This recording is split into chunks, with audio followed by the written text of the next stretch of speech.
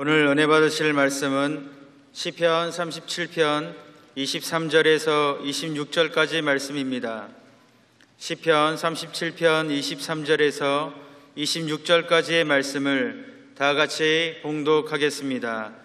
야훼께서 사람의 걸음을 정하시고 그의 길을 기뻐하시나니 그는 넘어지나 아주 엎드러지지 아니함은 야훼께서 그의 손으로 붙드심이로다. 내가 어려서부터 늙기까지 의인이 버림을 당하거나 그의 자손이 걸식함을 보지 못하였도다. 그는 종일토록 은혜를 베풀고 구워주니 그의 자손이 복을 받는도다. 아멘. 인사 나누겠습니다. 오늘은 참으로 좋은 날입니다. 사랑의 예수님이 우리와 함께 계십니다. 예수님 안에서 좋은 일이 있습니다.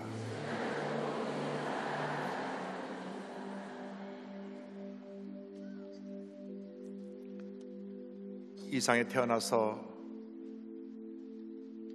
우리가 살아가는 동안 가장 큰 은혜와 축복은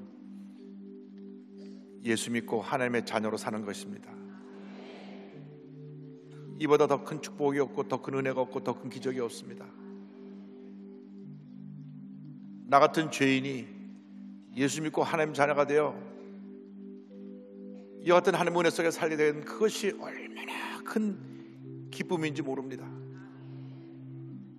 우리 삶에 예수님 없이는 우리는 하루 한 시간도 살아갈 수 없음을 고백해야 됩니다. 예수님이 우리의 모든 것이 되셨어. 우리가 예수 믿는 그날부터 하늘나라 갈 때까지 우리 함께 계시며 은혜와 사랑으로 우리를 돌봐주시고 어떤 힘들고 어려운 일이 다가와도 모든 어려움을 해치고 이기고 승리하게 만들어주시며 하나님의 은혜 자리에 우리를 이끌어 주실 것입니다. 우리 주님을 믿음으로 바라보는 귀한 시간 되기를 바랍니다. 주님여 이 손을 꼭 잡고 가소서.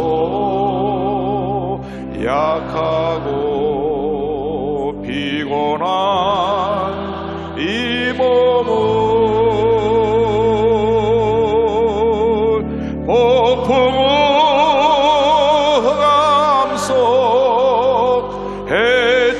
해치사 빛으로 손잡고 날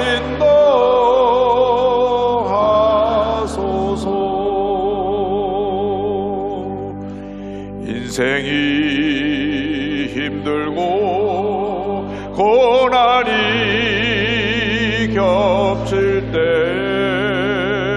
주님여 날 도와주소서. 외치는 이 소리 귀 기울이시사 손잡고 날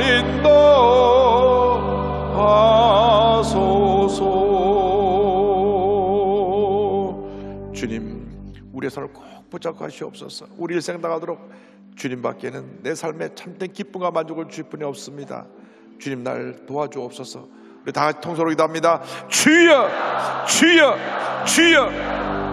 사랑과 은혜와 자비를 주신 하나님 아버지 간절히 기도합니다. 오 주님이시여 역사하시고 함께 주관하여 주옵소서. 내 삶에 주님 한 분밖에 없습니다. 주님 한 분밖에 없습니다. 주님의 은혜가, 주님의 사랑이, 주님의 치료가, 주님의 용서가 우리 삶 가운데 이 시간 임하게 하여 주옵소서. 주여 우리의 손을 꼭 붙잡고 가시옵소서. 아무리 힘들고 어렵고 고통스러운 순간이 우리에게 다가온다 할지라도 주님의 우리의 손을 놓지 마시고 꼭 붙잡아 주셔서 모든 어려움을 헤쳐나가게 하여 주시고 주님의 은혜로 승리하게 하여 주시옵소서. 우리 삶 속에 다가오는 모든 흑암의 그림자들이 사라지게 하여 주옵시고 주님의 주신 은혜와 기쁨과 평안과 자유함의 은혜가 우리 모두에게 임하게 하여 주옵소서. 주옵소서. 치료와 용서와 회복이 임하게 하여 주옵소서. 하나님 아버지, 우리가 어떠한 고통과 괴로움 가운데 처했다고 할지라도 주님 한 분만으로 기뻐하고 감사하고 만족하며 승리할 수 있는 저희 모델 수 있도록 은혜드려 주옵소서. 이 시간 주님께서 홀로 영화 받으시고 주님이 외신 놀라운 은혜로 넘치게 채워 주옵소서. 주여 함께하여 주옵소서. 주님의 은혜드려 주옵소서. 주님의 역사하여 주옵소서. 주님의 우리의 삶을 인도하여 주옵소서. 주님여 이 손을 꼭 잡고 가소서. 약하고 피곤한 이 몸을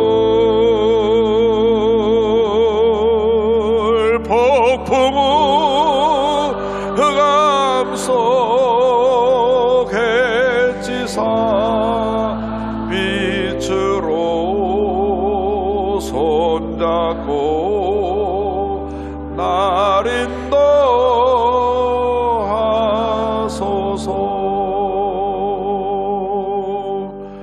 사랑과 은혜와 자비가 무한하신 하나님 아버지, 우리는 아무것도 아닙니다. 우리의 힘으로 뭘 해보려고 하지만 결국은 한계에 부딪히고 스스로 낙심하고 무너지는 연약한 존재입니다. 그럼에도 불구하고 우리를 사랑하여 주셔서 늘 우리를 붙들어 주시고 인생의 고비고비 힘들고 어려운 순간을 이겨내게 하시고 오늘 이 시간 이 자리까지 우리를 이끌어 주는 은혜를 감사합니다. 한평생 주님 은혜 감사하며 살아가는 저희 모두가 되게 하여 주옵소서. 우리 삶이 주님께는 영광이요 이웃에게는 주님의 사랑을 전하는 그러한 사랑의 모습이고 내 자신에게는 주님 앞에 한없는 기쁨의 그러한 삶이 될 수 있도록 주님 우리의 일생을 인도하여 주옵소서. 감사하고 예수님의 이름으로 기도 올리옵나이다. 아멘. 오늘 말씀의 제목은 그의 손으로 붙드심이로다입니다. 시편 37편 23절로 26절 말씀 가지고 함께 은혜 나누기 원합니다. 말씀의 제목을 따라해 주시기 바랍니다. 그의 손으로 붙드심이로다. 그의 손으로 붙드심이로다. 우리가 믿고 섬기는 하나님은 참으로 좋으신 하나님이십니다. 사랑이 무한하신 하나님이십니다. 우리는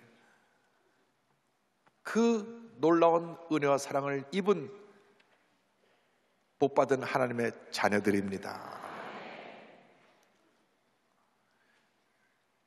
집에서 어린아이를 키워본 모든 어른들의 공통적인 그 기쁨과 감격의 순간은 아이가 태어나서 자라면서 아마 처음 걸음마를 뛰는 순간이 아닌가 생각합니다. 아이가 갓 태어났을 때는 참 신기하게 보입니다.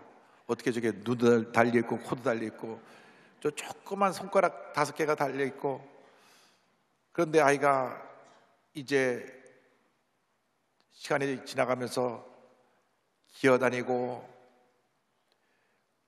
뒤집고 하다가 어느 날 서서 뒤뚱거리면서 한 걸음을 뛸 때 부모는 너무 기뻐서 박수치면서 잘한다 잘한다.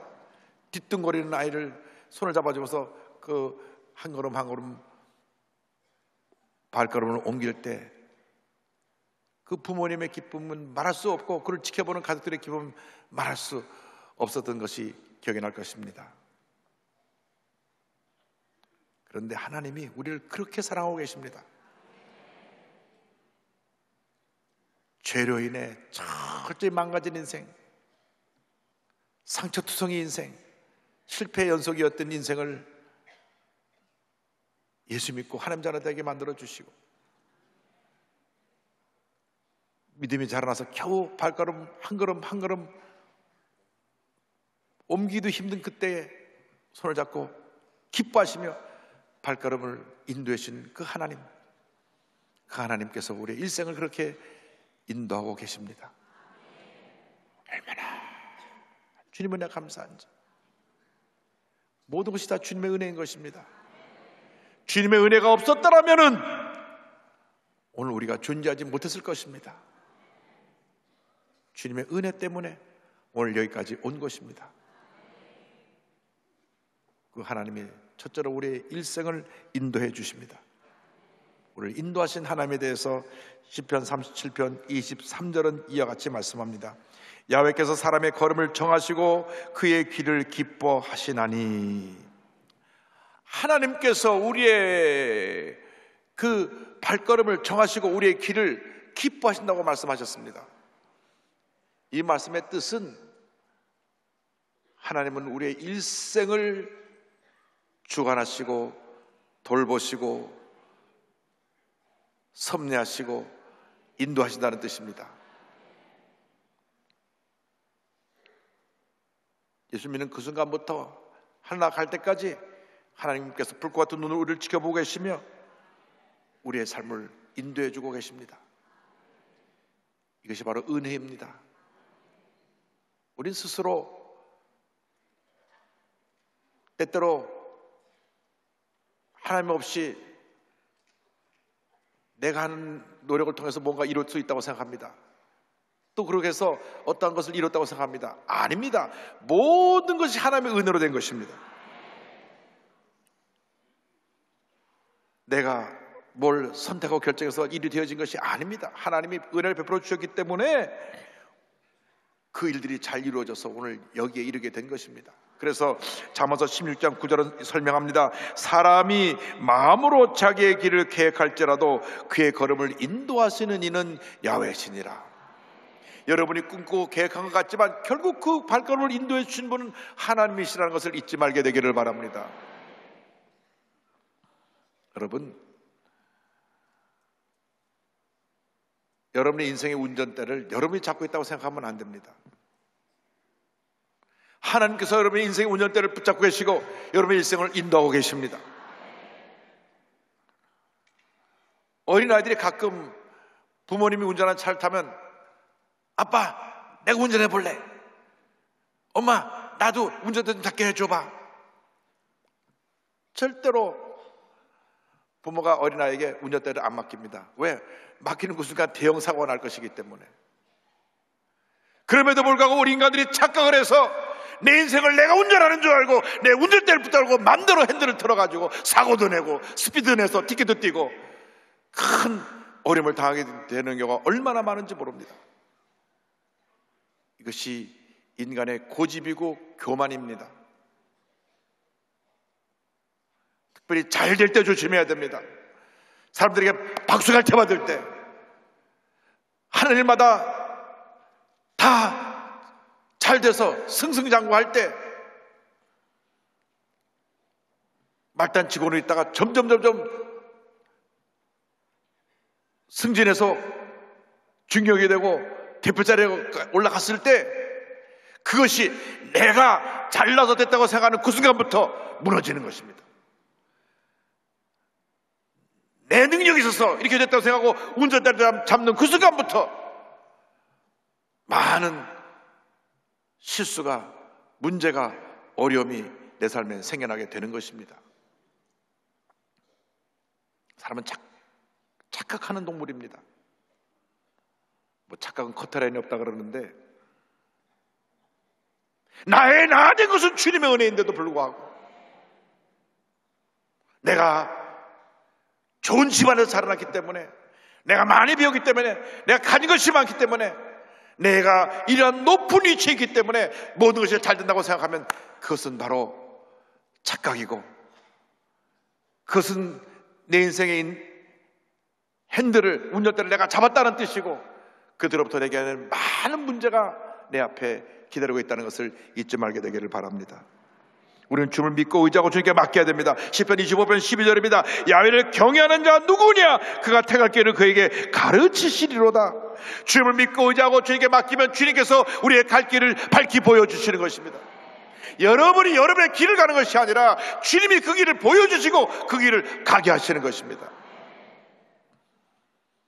직장을 선택할 때 여러분이 여러분의 가진 재능을 가지고 여러분의 어떤 삶의 목표를 정하고 나아갈 때 먼저 기도하고 주님이 나를 통해서 어떻게 영광을 받으시기를 원하시는지를 알아서 주님이 원하시는 그 길로 가게 되기를 바랍니다. 여러분이 스스로 그림을 다 그리고 그 그린 대로 가려고 하지 말고 주님께서 그림을 그리시도록 그 백지를 내어드리고 주님이 보여주시는 꿈과 비전을 갖고 나가면 하나님의 놀라운 역사가 우리 삶 가운데 임하게 되는 것입니다. 주님께 맡기면 주님께서 우리를 가장 좋은 길로 인도해 주십니다. 시편 23편 3절에 다시 고백합니다. 내 영혼을 소생시키시고 자기 이름을 위하여 의의 길로 인도하시는도다. 내 영혼을 날마다 새롭게 만들어주시고 하나님의 의를 위해서 나를 가장 좋은 길로 인도해 주신다고 하는 것입니다. 늘 말씀과 성령으로 충만하여 주님의 인도하심을 받고 주님이 기뻐하시는 그 길을 가는 여러분 되기를 바랍니다.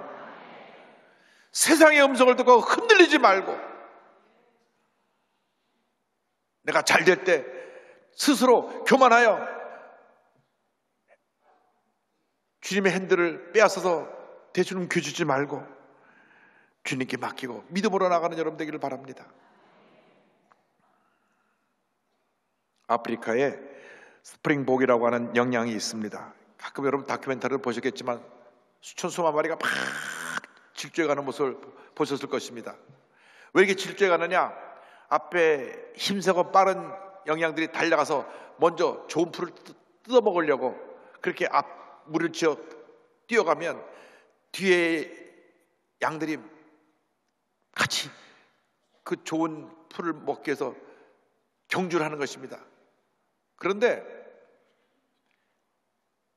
풀만을 바라보고 앞으로 달려가다 보니까 앞에 낭떠러지가 있는데도 멈추고 계속 뛰어서 수천 수만 마리가 한꺼번에 죽는 일들이 종종 있다고 합니다.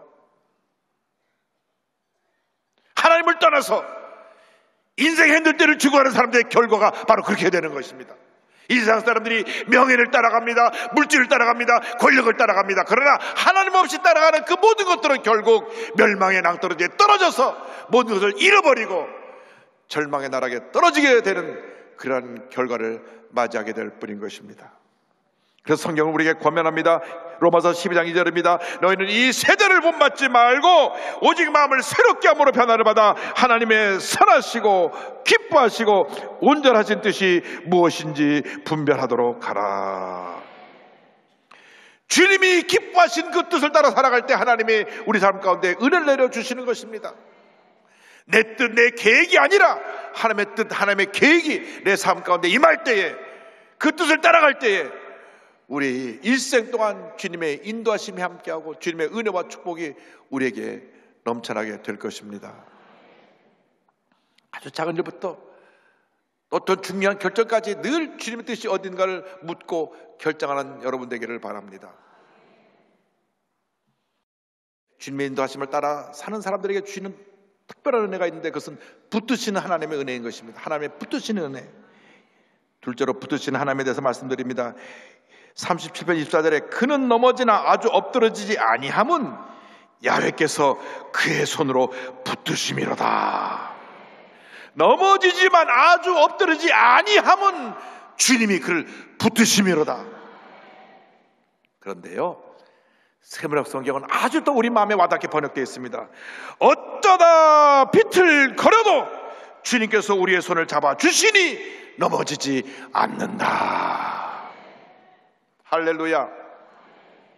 어쩌다 비틀거려도 주님이 붙잡아 주시기 때문에 넘어지지 않는다고 하는 것입니다. 네, 사실 성경은 어쩌다 비틀거린다고 되어 있지만 우리 모습은 늘 비틀거리죠. 늘 비틀거려요. 아무것도 아닌데 상처받고 비틀거리고 분노하고 비틀거리고 다투고 비틀거리고 비틀거려요. 그러나 비틀거리다 쓰러지는 걸 두지 않고 딱 붙잡아 주셔가지고 하나님의 은혜를 베풀어 주시는 것입니다. 중심 못 잡고 쓰러져서 하면 다쳐보니까 참 그것이 큰 사고가 되겠더라고요. 그래서 어르신들이 비틀거릴 때 딱 붙잡아 드려야 돼요.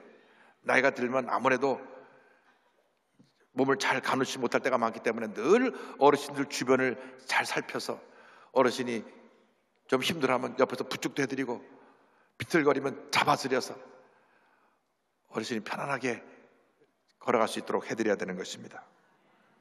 근데 왜 비틀거리느냐? 이유가 있습니다. 인간에게 자유의지라는 걸 주셨습니다. 자유의지. 자유의지는 뭐냐면 내가 스스로 선택하고 결정할 수 있는 그런 능력을 주신 것입니다. 누구에게 주셨느냐? 인류조상 아담과 하와에게 주셨습니다. 아담과 하와에게 왜 주셨느냐? 그 자유의지를 가지고 하나님을 잘 섬기고 주님을 찬양하고 영광 돌리게 하시기 위해서, 그리고 그 자유의지를 가지고 하나님의 뜻을 따라 이 세상 살아가기 위해서 자유의지를 주셨는데, 인류의 조상 아담과 하와가 그 자유의지를 가지고 하나님을 거역했습니다. 하나님의 말씀을 불순종하고 하나님 먹지 말라 한 선악과를 먹음으로 죄를 짓고 타락했던 것입니다. 자유의지를 잘못 사용함으로 말미암아 모든 인류가 죄 가운데 거하게 되었습니다. 로마서 3장 23절은 말씀합니다. 모든 사람이 죄를 범하였음에 하나님의 영광에 이르지 못하더니. 여러분, 이 자유의지로 기쁨으로 주님을 섬기고 주님을 찬양하고 주님이 원하시는 뜻을 따라 살아가도록 그렇게 우리에게 은혜를 주신 것임에도 불구하고 이 자유의지를 가지고 죄짓고 불의하고 방탕한 삶을 살았던 것이 우리의 모습입니다. 죄의 결과는 참담했습니다. 하나님으로부터 분리되어서 우리는 가시와 엉겅퀴가 뒤덮인 저주받은 환경 속에 살아가는 그러한 버림받은 존재가 된 것입니다. 뿐만 아니라 육신의 질병이 다가와서 우리의 생명을 재촉하여 사망에 이르게 우리의 삶이 그렇게 형벌을 받은 존재가 된 것입니다. 이런 우리를 하나님이 사랑해 주셔서 우리를 그대로 내버려두지 아니하시고 예수님을 이 땅에 보내사 십자가 달려 죽게 하심으로, 십자가에서 우리의 모든 죄업을 짊어지고 돌아가게 하심으로, 누구지 예수를 믿기만 하면 하나님의 자녀의 신분으로 회복되고 하나님의 은혜의 자리로 들어갈 수 있게 만들어 주신 것입니다. 그 순간 우리는 복받은 하나님의 자녀로 변화가 되는 것입니다. 예수 믿고 하나님의 자녀가 된 후에는 우리가 비틀거릴 때마다 붙들어 주시고, 혹여 넘어져도 또 일으켜 주시고, 또 일으켜 주시고, 또 일으켜 주셔서 위대한 주님의 자녀의 삶을 살게 만드시는 것입니다. 잠언서 24장 16절입니다. 대저 의인은 7번 넘어질지라도 다시 일어나려니와 악인은 재앙으로 말미암아 엎드러지느니라. 여러분, 우리들이 때때로 만나는 실패가 아닙니다. 그것은 더 나은 내일을 향해 나아가는 과정에 불과한 것입니다. 목사님 제 일생이 실패 일생이었습니다. 말하는 분이 혹시 계십니까? 얼마나 큰 은혜를 받기 위해서, 큰 복을 받기 위해서 그렇게 실패가 많았겠습니까? 실패의 연속이라고 생각할 것 같지만은, 생각하시고 계시겠지만은 그것은 하나님의 축복으로 나가는 과정에 불과하다는 것을 잊지 말게 되기를 바랍니다. 이스라엘 백성들이 출애굽하여 한 달이면 갈 수 있는 가나안 땅을 40년 광야의 길을 가야만 했습니다. 광야길의 40년은 고난의 길이었습니다. 마실 물이 없었고 먹을 음식이 없었고, 낮에는 뜨거운 태양이 내어쬐리고 있었고 밤에는 추운 그 날씨로 말미암아 저들이 다 얼어 죽을 수밖에 없는 그러한 척박한 환경이었지만은, 그 절망의 환경이 하나님의 은혜의 장소로 바뀌었습니다. 낮에는 시원한 구름기둥으로 그를 덮어서 뜨거운 햇볕을 막아주시고, 밤에는 불기둥으로 그를 덮어서 그들을 따뜻하게 보호해주었고, 바위에서 물이 터져나 목마를 때 물을 공급해 주었고, 먹을 것이 없을 때 하늘에서 만나 메추라기를 내려줘서 그들이 배불리 먹고 건강할 수 있게 하여 주었고, 광야 40년 동안 걸어간 동안 옷이 헤어지지 않게 하여 주셨고, 찬 질병에 걸려 병들어 죽지 않게 해주셨고, 건강을 주셔서 40년 광야 생활을 통과하고 난 후에 축복의 땅 가나안에 들어가게 되었던 것입니다. 어떤 실패와 고난이 여러분의 삶의 과거에 반복되었다고 할지라도 여러분에게는 축복의 가나안이 기다리고 있습니다. 축복의 가나안이 여러분 앞에, 바로 눈앞에 다 이미 예배되어 있는 것입니다. 포기하지 말고, 절망하지 말고, 뒤로 물러가지 말고 약속의 말씀 붙잡고 믿음으로 전진해 나가게 되기를 바랍니다. 시편 37편 28절입니다. 여호와께서 정의를 사랑하시고 그의 성도를 버리지 아니하심이로다. 그들은 영원히 보호를 받으나 악인의 자손은 끊어지리로다. 우리가 10번 넘어져도 주님 11번 일으켜 주세요. 예수님의 제자들이 그랬습니다. 3년 반 동안이나 주님과 함께 먹고 자고 주의 말씀을 듣고 그 기적의 현상에서 그들이 그렇게 은혜를 받았음에도 불구하고 예수님 붙잡혀 가실 때 다 도망갔어요. 막으라고 하는 제자는 혼입을 덮고 있다가 벌거보고 도망갔습니다. 가룟유다는 예수님을 배신하고 팔았습니다. 수지자 베드로는 예수님을 3번이나 모른다고 부인하고 부활하신 예수를 만나고 난 후에도 다시 갈릴리로 돌아와서 고기 잡는 어부가 되었습니다. 철저한 배신자들이었습니다. 그럼에도 불구하고 주님은 그들을 버리지 아니하셨습니다. 그들을 붙으셨습니다. 그들이 비틀거릴 때 붙으시고 그들에게 다시 기회를 주시고 다시 그들에게 능력을 부어주셔서 위대한 하나님의 사도로 세워주신 것입니다. 여러분의 실패는 실패가 아닙니다. 성공을 향해 나가는 하나의 과정에 불과하다고서 잊지 말게 되기를 바랍니다. 주님, 우리의 일생을 인도하여 주셔서 우리의 실패가 주님이 예비하신 놀라운 축복으로 가는 과정이라는 것을 잊지 않게 하여 주시고 그 은혜 가운데 주님의 영광을 돌리며 살아가는 우리 모두가 되게 하여 주시옵소서. 붙으신 하나님의 은혜를 참하게 될 때 그때 우리에게 주는 은혜가 하나님의 복이 많은 은혜입니다. 세 번째로 복 주시는 하나님에 대해서 말씀드립니다. 37편 25절 26절을 말씀합니다. 내가 어려서부터 늙기까지 의인이 버림을 당하거나 그의 자손이 걸식함을 보지 못하였도다. 그는 종일토록 은혜를 베풀고 꾸어주니 그의 자손이 복을 받는도다. 궁극적으로 하나님을 잘 믿고 섬기는 자들에게 하나님의 큰 복을 내려 주십니다. 우리는 예수를 믿는 그 순간부터 이미 복덩어리가 된 것입니다. 그런데 하나님께서 미리 복을 다 주시면 복을 들고 튀어 달아나 버리니까 우리를 훈련시켜서 복을 받을 수 있는 그러한 자격을 갖추게 만들어 주는 것입니다. 여러분, 예수 믿고 복 받으면 하나님이 주신 것인데 내가 잘해서 이 복이 내게 굴러 들어온 줄 알고 복을 따라가다가 주님을 멀리 떠나는 사람이 종종 있습니다. 갑자기 높은 권력자의 자리에 앉고 나서 주님이 멀어지고 돈을 갑자기 벌게 되니까 하나님보다 돈을 더 사랑하고 그러다 보니까 그날로부터 그에게는 내리막길 인생이 시작되는 것입니다. 복을 받을 그릇을 준비하는 여러분 되기를 바랍니다. 믿음의 그릇을 준비하게 되기를 바랍니다. 겸손의 그릇을 준비하게 되기를 바랍니다. 사랑의 그릇을 준비하게 되기를 바랍니다. 하나님이 기뻐하시는 믿음의 사람들에 대해서 주님을 꼭 붙잡고 나아가면 우리의 삶은 복으로 바뀌어지는 것입니다. 내가 복덩어리가 되면 내 주변에 있는 사람도 다 복을 받게 되는 것입니다. 할렐루야. 여러분, 이 복이 나에게만 있는 것이 아니라 성경을 보니까 우리 자손 만대에 임한다고 했습니다. 내가 복을 받으면 우리 가족이 복을 받고 우리 이웃이 복을 받고 우리 자손이 복을 받게 되는 것입니다. 그래서 다윗의 고백을 우리가 주 앞에 할 수 있습니다. 시편 23편 1절 야훼는 나의 목자시니 내게 부족함이 없으리로다. 이렇게 고백할 수 있게 되는 것입니다.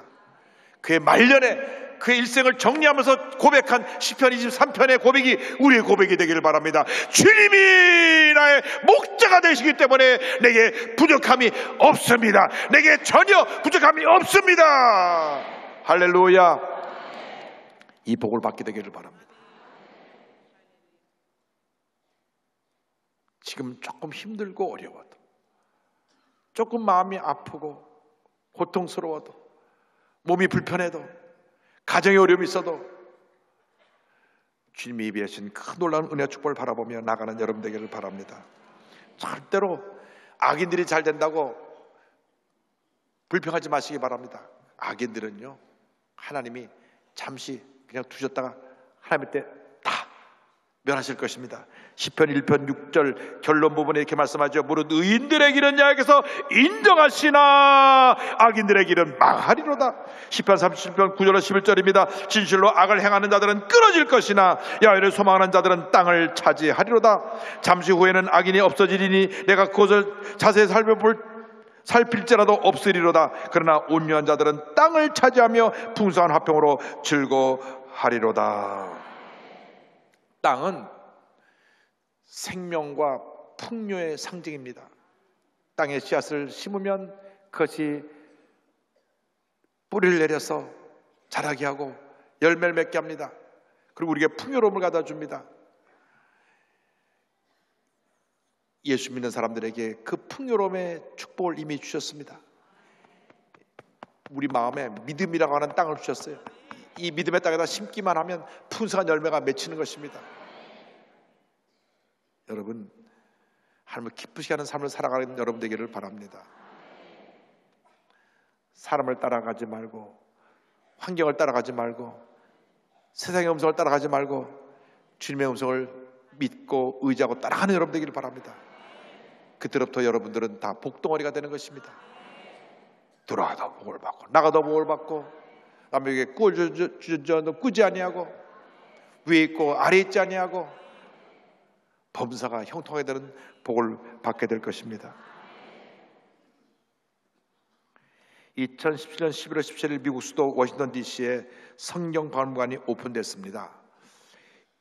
43만 평방피터 약 12,000평의 면적의 지하 2층 지상 6층의 박물관에 하나님의 말씀이 가득하고 성경에 대한 모든 자료가 그것에 담겨 있는데, 이것은 미국 최대 미술공예 체인점인 하비로비의 창립자인 데이빗 그린이 오랜 기도하는 가운데 응답받은 그 기도의 열매고 그가 헌신해서 지어진 건물입니다. 이 박물관에 개장되는데 약 5억 달러의 비용이 들었는데 그 중에 2억 달러, 약 2,300억을 이분이 헌신하고 가족들이 기부해서 이 성경 박물관이 지어졌습니다. 그래서 미국을 방문한 사람들은 워싱턴에 가면 꼭 성경 박물관을 다 가보고 하나님의 말씀이 얼마나 우리에게 축복이 그러는 것을 모두가 그 박물관에서 깨닫고 감동을 받게 됩니다. 원래 데이빗 그린은 오클라호마의 저 시골의 자그마한 교회 목사님 아들이었습니다. 경제적으로 매우 어려운 어린 시절을 보냈습니다. 그래서 남들이 흔히 다 가는 대학을 등록금이 없어서 못 갔습니다. 그래서 고등학교를 졸업하고 난 다음에 은행에서 600불을 빌려가지고 한 670만 원 빌려가지고 67만 원 한 70만 원 정도 빌려가지고 조그만 그 액자 만드는 가게를 시작했습니다. 자기 집 차고에서 액자 만드는 가게를 만들어서 액자를 만들어서 판매를 하는데 손치조가 있었던 모양이에요. 그 사업이 잘 됐습니다. 그래가지고 2년 만에 28평의 가게를 갖게 되고 사업이 점점 확장되었는데 그만 오일 쇼크가 왔습니다. 여러분 아시는 대로 70년대 오일 쇼크가 2번 왔거든요. 많은 기업들이 무너지고 공장들이 문을 닫았습니다. 완전히 본인이 이제 파산 직전이 이렇게 되었을 때 그때 하나님의 은혜를 체험했습니다. 내가 지금까지 내가 내 사업을 하는 줄 알았는데 이 사업이 하나님 것인데 내가 이렇게 염려하고 걱정해서 문제 해결될 것이 아니다. 그때 그는 가장 어려울 때 하나님께 기도했습니다. 하나님, 이 모든 것이 다 하나님 것입니다. 하나님의 기업입니다. 주님께 맡깁니다. 주님 함께하여 주시옵소서. 주님이 그를 일으켜 주셨습니다. 그 어려운 고비를 통과하고 나서 복을 주시는데 그 후로 그의 사업이 번창해서 1995년에 100번째 지점을 오픈하였고 2018년에는 47개 주에 800개의 지점을 두고 2만 8천 명의 직원을 두게 되었습니다. 현재 70억 달러의 자산을 가지고 있는 미국에서 73번째, 세계에서 209번째 부자가 되었습니다. 할렐루야. 그런데요, 하나님이 주신 것이니까 하나님의 영원에서 다 내놓고 그가 많은 기금을 자선사업에 내놓고 헌신하고 있습니다. 판매대금의 11조를 하나님께 드릴 뿐 아니라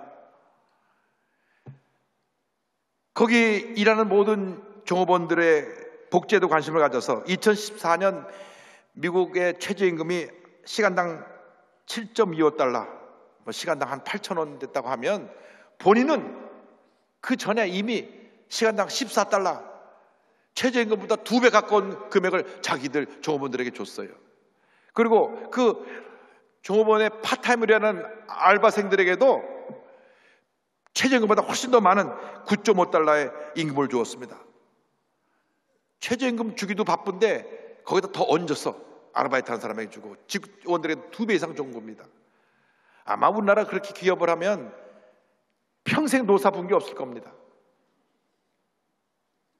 목사님 사업할 때 보면 그렇지도 않습니다. 그런 분이 혹시 계실지 몰라도 이분이 그렇게 했다 그 말입니다. 이분이 그리고 유산을 사회에 환원하는 운동을 해서 본인이 생활 따르면 자기 전 재산의 절반을 사회에다 내놓기로 했습니다. 그는 고백합니다. 제가 소유하고 있는 모든 것은 창조주 하나님께서 저에게 주셨기 때문입니다. 하나님께서는 600달러로 시작한 사업을 통해 매년 수억 달러를 기부할 수 있는 환경을 만들어 주셨습니다. 매년 수천억을 하나님 앞에 내놓고 있어요. 그러므로 우리는 주인이 아닌 관리자에 불과합니다. 저는 늘 하나님께 이렇게 고백합니다. 보세요, 주님, 이 모든 것이 주님의 것입니다. 모든 것을 하나님께 드립니다. 할렐루야! 저희 교회에 이 같은 부자들이 많이 나오게 되길 바랍니다. 바라기는 우리 대한민국의 재벌들이 이분의 이야기를 듣고 감동받아서 멋있게 한번 내가 200조인데 100조 내놓겠습니다 하는 분들이 나오게 되기를 바랍니다. 그러면 이 나라에서 노사분규는 완전히 사라질 것입니다. 여러분, 돈은 쓰는 것만이 내 돈입니다. 쓰지 않고 금고에 넣어두고 세상을 떠나면 그 금고에 둔 돈은 자신들끼리 유산 싸움하는 그 싸움의 원인이 되고 말 뿐인 것입니다. 주님의 영광을 위해서 아낌없이 쓰는 여러분 되기를 바랍니다. 그러면 더 주시고 더 주시고 또 더 주시는 것입니다. 믿음의 부자가 되면 우리 물질을 다스리는 부자가 되는 것입니다. 큰 믿음의 사람들이 되어서 큰 재벌들이 되어 세상을 움직이는 위대한 하나님으로 쓰임받게 되기를 주님의 이름으로 축원합니다. 축원합니다. 기도하겠습니다.